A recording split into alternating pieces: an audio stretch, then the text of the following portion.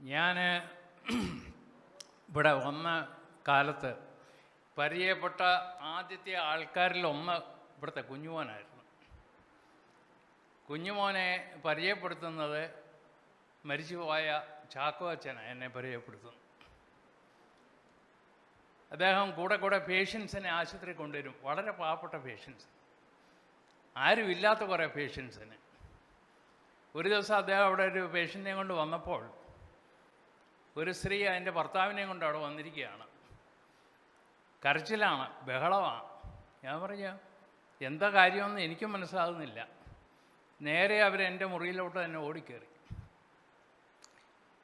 ആ കൊണ്ടുവന്ന ആ പേഷ്യൻ്റ് ടെറ്റനസ് രോഗിയാണ്. ഏതാണ്ടൊരു വില്ല് പോലെ ഇങ്ങനെ വളഞ്ഞു നിൽക്കും, സ്ട്രെച്ചറിൽ ഇങ്ങനെ വളഞ്ഞു കിടക്കുന്ന ഒരു രോഗി. ഭാര്യ കരച്ചിൽ, 2 പിള്ളേരും ഉണ്ട്.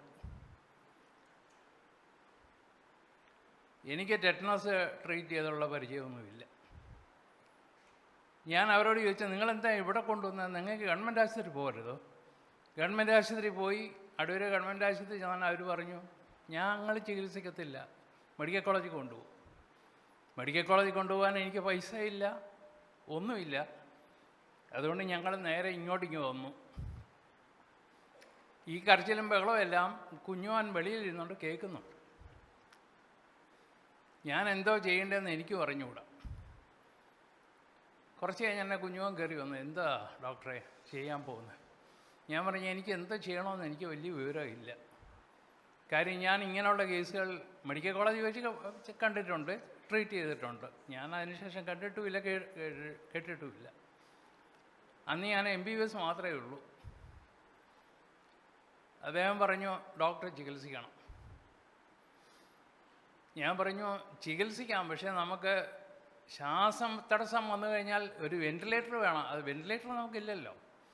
ഹാർട്ടിൻ്റെ ഗതിവിഗതികൾ അറിയണമെങ്കിൽ കാർഡിയാക് മോണിറ്റർ വേണം, അത് നമുക്കില്ലല്ലോ. പിന്നെ ഞാൻ എങ്ങനെയാണ് ചികിത്സിക്കുന്നത്?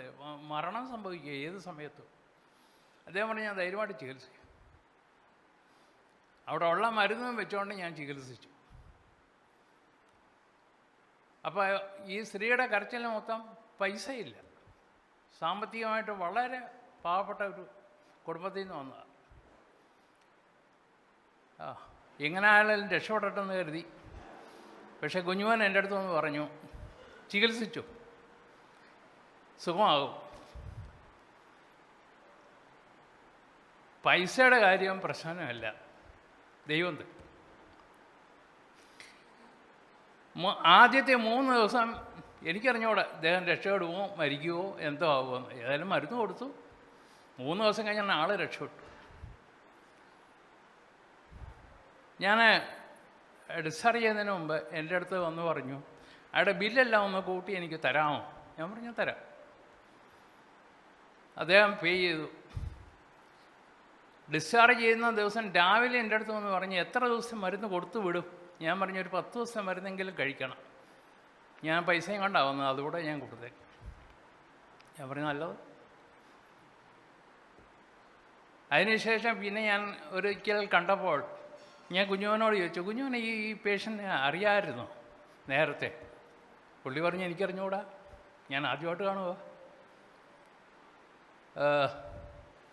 അല്ല ഇത്രയൊക്കെ ചെയ്തുകൊണ്ട് ഞാനങ്ങ് ചോദിച്ചതാ, അല്ലാതെ മറ്റൊന്നും വിചാരിക്കരുതെന്ന് പറയും. അദ്ദേഹം അന്ന് പറഞ്ഞ ഒരു സെൻറ്റൻസ് ഇന്നും എൻ്റെ ചെവിയിലുണ്ട്.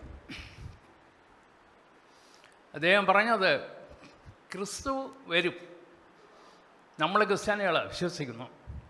പക്ഷേ ഈ ക്രിസ്തു വരുമെന്ന് പറഞ്ഞ ഒരു കാലത്തിലല്ല ഇത് വരുന്നത്, ഏത് കാലത്തിലും വരും. രോഗിയായിട്ടും പട്ടിണി കിടന്നവനായിട്ടും വിശക്കുന്നവനായിട്ടും ദാഹിക്കുന്നവനായിട്ടും മുറിവേറ്റവനായിട്ടും വരും. ആ ക്രിസ്തുവിനെ നമ്മൾ തിരിച്ചറിഞ്ഞില്ലെങ്കിൽ യഥാർത്ഥത്തിലുള്ള ക്രിസ്തുവിനെ നമ്മൾ കാണുകയില്ല. ആ സെൻറ്റൻസ് എൻ്റെ ചെവിയിൽ ഇപ്പോഴും ഉണ്ട്. ആ കുഞ്ഞുമോനെക്കുറിച്ചുള്ള എൻ്റെ ഓർമ്മ ഇപ്പോഴും എൻ്റെ മനസ്സിലുണ്ട്. ഈ ചിന്ത ഞാൻ നിങ്ങൾക്ക് പകർന്നു തരുന്നു.